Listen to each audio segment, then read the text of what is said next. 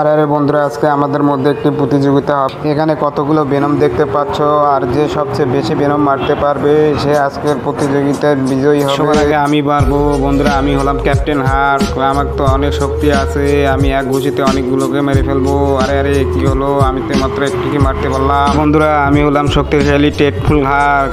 আমি এবার সবগুলোকে মেরে ফেলবো এবং সবগুলোকে মেরে ফেলে বিজয়ী হবো। আরে কি, আমি তো মাত্র তিনটাকে মারতে পারলাম। আরে কেউ তো সবগুলোকে মারতে পারলো না। এবার আমার পালা, আমার তো অনেক শক্তি। এবার দেখো আমি একবারে সবগুলোকে মেরে ফেলবো।